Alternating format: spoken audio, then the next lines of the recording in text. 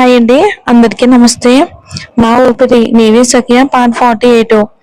Arya bathroom లోకి వెళ్ళాక తన టీషర్ట్ తీసుకుని వెళ్ళలేదని అంజలి గమనించింది. బన్నీ తన గదిలోకి వెళ్లి ఆడుకుంటూ ఉండగా ఆమె హాల్ సర్దడం మొదలుపెట్టింది.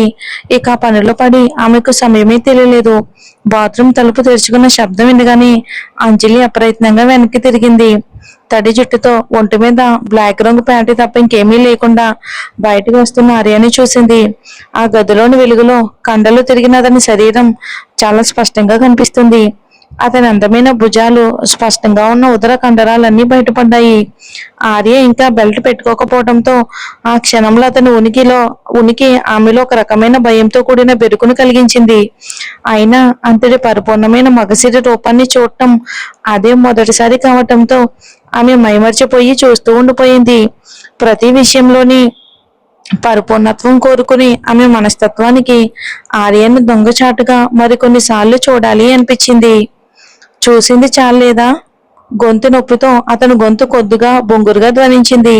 ఆ మాటకు అంజలి ముఖం ఒక్కసారిగా కందిపోయింది. వెంటనే తలదించుకుని ఏదో పనిలో ఉన్నట్టు నటిస్తూ కంగారుగా ఇక టేబుల్ తడవడం మొదలుపెట్టింది. అది మీ టీషర్ట్ సోఫా మీద ఉంది అని గుర్తుకు చేస్తుంది అంజలి. ఇక వెంటనే ఆర్య పెద్ద పెద్ద అడుగులు వేసుకుంటూ సోఫా వైపుకు నడిచి ఆ పసుపు రంగు టీషర్ట్ వేసుకున్నాడు. సరిగ్గా అప్పుడే అతని చూపు అంజలి నడుము మీద పడింది.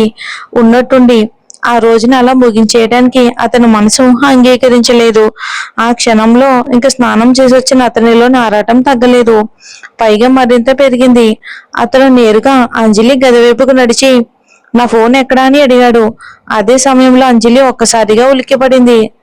తను ఆర్య ఫోన్ చూడనప్పటికీ అది తన గదిలో లేదని ఆమెకైతే ఖచ్చితంగా తెలుసు. అది నా గదిలో లేదు అని చెప్పి ఆమె కూడా వేగంగా అతని వెనకే తన గదిలోకి వెళ్ళింది. ఆర్య మంచం చుట్టూ చూస్తూ ఉండగా ఆమె అతని పక్కకు చేరుకుంది. ఆ మరుక్షణమే అతను ఆమె చేతులను పట్టుకుని తన గట్టిపడిన గుండె వైపుకు లాక్కున్నాడు. వెంటనే ఆమె గడ్డాన్ని పట్టుకుని పైకెత్తి ఆమె ఇష్టాన్ని విరుద్ధంగా ముద్దు పెట్టేసుకున్నాడు ఆర్య. అంజలి పెదాల్లో తీయదనాన్ని ఆస్వాదిస్తూ ఉన్నాడు. ఇక ఆమె మృదుమైన పెదాలు అతని బానిసని చేస్తున్నాయి. ఇంకా ఇంకా కావాలి అనిపించేలా. ఎప్పటి నుంచో ఈ అమ్మాయి ఇంత ఆకర్షణీయంగా మారింది. కేవలం ఒక ముద్దుతోనే ఇలా ఎందుకు కోరికలు రగిలించగలుగుతుంది? మరోవైపు అంజలి ఆశ్చర్యపోయింది ఆర్య చేసే పనికి. నన్ను నా గదిలోకి మోసంగా పిలిచి నా మీద చెయ్యి వేయటానికి ఎంత ధైర్యం ఇతనికి! అయినా పక్కనే బన్నీ గది ఉండటం, ఈ కిల్లు చిన్నది కావటంతో ఈ దృశ్యం బన్నీ కంట పడకూడదని ఆమె అనుకుంది. ఇక అందుకే అతని ముద్దును నిరాకరిస్తూ అతన్ని గట్టిగా దూరంగా నెట్టడానికి ప్రయత్నించింది అంజలి. ఇంతలో ఆర్య ఆశ్చర్యపోయాడు. ఇదేంటి ఇంత పరిచయంగా అనిపిస్తుంది? సరిగా 5 ఏళ్ల క్రితం ఆ రాత్రి జరిగినట్టే ఉంది. ఈ తీయని మర్చిపోలేని సువాసన, ఆమె మూలుగు, నన్ను దూరంగా నెట్టే విధానం అన్ని చాలా పరిచయంగా ఉన్నాయి. కానీ అంజలి అతన్ని ఎంత దూరంగా నెట్టడానికి ప్రయత్నిస్తే అతను అంతగా సొంతం చేసుకోవాలని ఇక తత్వంతో ప్రవర్తిస్తాడని ఆమెకు తెలుసు. అది అతనిలో ఆధిపత్యం చలాయించాలని కోరికను ప్రేరేపిస్తుంది. సరిగ్గా అప్పుడే ఒకరు కాలు మరొకరికి అడ్డుపడడంతో మరుక్షణంలో ఇద్దరు మెత్తడి మంచం మీద పడిపోయారు అనుకోకుండా. చివరికి అంజలి అతని పట్టు నుండి విడిపించుకుని చిందర వందరగా ఉన్న రూపంతో మంచం మీద ఉన్న అతన్ని చూసి ఏంటి అని తిట్టింది. అదే సమయంలో మంచం మీద ఉన్న అతను కూడా నిర్ఘాంతపోయాడు. కొద్దిసేపటి క్రితం ఆమెను తన సొంతం చేసుకోవాలని, ఆమెపై ఆధిపత్యం చలాయించాలని అతనిలో కోరిక ఉంది. అది చెయ్యలేకపోవడంతో తనకు పిచ్చి పడుతున్నట్టు ఆర్య భావించాడు. వెంటనే నా ఇంట్లో నుంచి బయటికి వెళ్ళిపో, నీకు ఇకపై ఇక్కడ చోటు లేదు. అంజలి అతని వైపుకు కోపంగా చూస్తూ తన అసహ్యాన్ని చూపిస్తూ పెదవులను కోపంగా తుడుచుకుంది. అదే సమయంలో ఆర్య తన చూపులను కిందకి దించుకున్నాడు. అతని ముఖంలో ఒక సందిగ్ధమైన భావం మెరిసి మాయమయ్యింది. అతను బయటకు వచ్చాక ఏమీ మాట్లాడకుండా సోఫా మీద ఉన్న తన కారు తాళాలు, ఫోను తీసుకుని వెళ్ళిపోయాడు.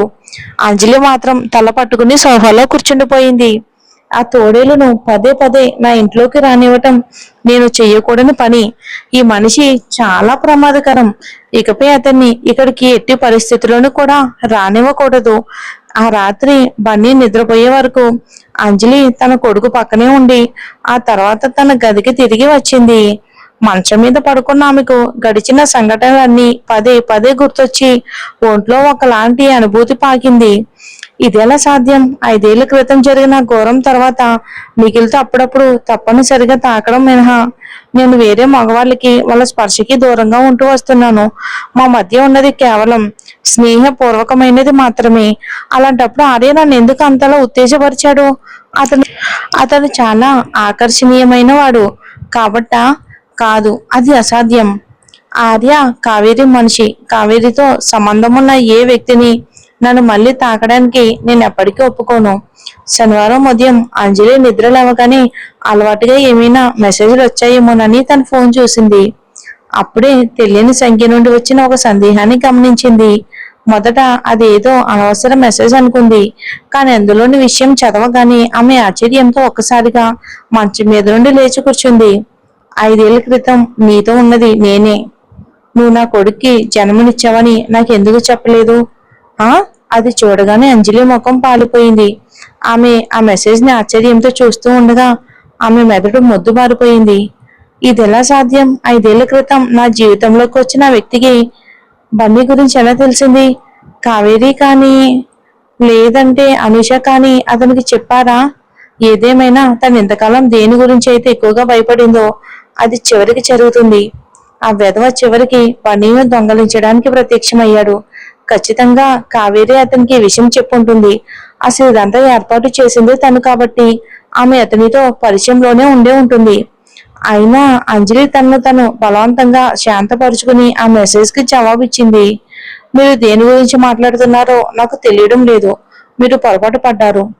అంజలి, నీ కొడుకుని నేను తీసుకెళ్ళకూడదు అనుకుంటే నేను చెప్పింది విను. లేదంటే నేను వాడిని ఖచ్చితంగా తీసుకెళ్లిపోతాను. ఆ వ్యక్తి ఆన్సర్ చూడగానే ఆమెలో చంపాలి అనంత కోపం వచ్చింది. నేరం చేసిన ఒక వ్యక్తి తన కొడుకుని తన నుండి లాక్కోవడానికి ఎంత ధైర్యం? నా కొడుకుని నా దగ్గర నుంచి తీసుకువెళ్లాలని చూస్తే చంపేస్తా నిన్ను. అంజలి జవాబులో ద్వేషం క్లియర్ గా ఉంది. నేను చెప్పిన చోటికి వచ్చి నువ్వు నన్ను కలవాలి. లేదంటే నీ కొడుకుని నీ నుండి లాక్కోవడానికి సిద్ధంగా ఉండు. ఇక బన్నీ అంజలికు అతిపెద్ద బలహీనత.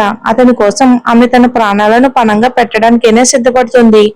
ఆ నీచుడి చివరికి ప్రత్యక్షమైనప్పుడు అతన్ని కలవకూడదు అనుకున్నా. తప్పించుకునే మార్గం లేదు. సరే, నేను నిన్ను కలుస్తాను అని అంజలి మెసేజ్ ఇచ్చింది. అదే సమయంలో తన విలాసవంతమైన భవంతిలో ఉన్న కావేరి తనకి అంజలికి పంపిన మెసేజ్ ని చదివి క్రూరంగా నవ్వుకుంది. అసలు ఆట ఇప్పుడే మొదలయ్యింది. బన్నీని కోల్పోతానేమోనన్న అంజలి భయాన్ని వాడుకుని ఈ పాత్రను నేను సరిగ్గా నియంత్రించగలిగితే ఆమెతో ఏదైనా చేయించగలను. అయినప్పటికీ ఈ రాత్రికి కావేరి దగ్గర మరో ప్రాణలేఖ కూడా ఉంది. మరోవైపు అంజలి రోజంతా భయం మరియు బాధతో గడిపింది. ఆ తర్వాత తను ఆ వ్యక్తిని కలవడానికి వెళ్ళవలసి ఉన్నందుకు మధ్యాహ్నం వచ్చి బన్నీని చూసుకోమని సుధాకర్కి ఫోన్ చేసి చెప్పింది. బన్నీకు ఒక గొప్ప నాన్న ఉండాలని అంజలి నిజంగానే కోరుకుంది. కానీ ఈ వచ్చినవాడు ఒక నీచుడు. బన్నీను సుధాకర్ దగ్గర వదిలాక ఆమె తన ఫోన్ ని చూసింది. అందులో ఒక చిరునామాతో పాటు ఆ వ్యక్తి నుండి ఒక మెసేజ్ ఉంది. చెప్పిన సమయానికి ఇక్కడ ఉండు. నువ్వు రావడానికి నిరాకరిస్తే దానికి తగిన మూల్యం చెల్లించుకుంటావు. సాయంత్రం 5:30 గంటల ప్రాంతంలో. అంజలి చెప్పిన ప్రదేశానికి ఒక టాక్సీ మాట్లాడుకుని బయలుదేరింది. వారు కలుసుకునే ప్రదేశం ఖచ్చితంగా ఆమెకు తెలియకపోవడంతో చెప్పిన ప్రదేశం చుట్టూ టాక్సీ దిగి చూసింది. తను జన సంచారం లేని ఒక దూరంగా ఉన్న సందులో ఉన్నానని గ్రహించింది.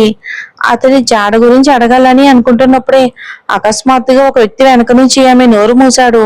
ఆ వెంటనే ఆమె ఒక మత్తు మందు పీల్చడంతో స్పృహ కోల్పోయింది. వెంటనే అంజలిను ఒక వ్యాన్ లోకి లాగారు. ఆ వ్యాన్ అక్కడి నుండి వేగంగా వెళ్ళిపోగానే దాని వెనుకే ఉన్న ఒక స్పోర్ట్స్ కార్ కనిపించింది. ఆ కారులో ఉన్న కావేరి ఒక సందేహం పంపింది. ఇక ఆమెను చెప్పిన హోటల్ కి పంపించు. ఆ తర్వాత తన వైపు నుండి అన్ని పనులు సరిగ్గా జరిగాయో లేదో నిర్ధారించుకోవడానికి ఆమె నవనీతకు ఫోన్ చేసింది. ఈ రాత్రి 10 గంటలకు నన్ను హోటల్ గదిలో కలవమని చైర్మన్ మోహన్ గారికి చెప్పాను. అంజలి అక్కడే ఉంటుందని నువ్వు ఖచ్చితంగా చెప్పగలవా?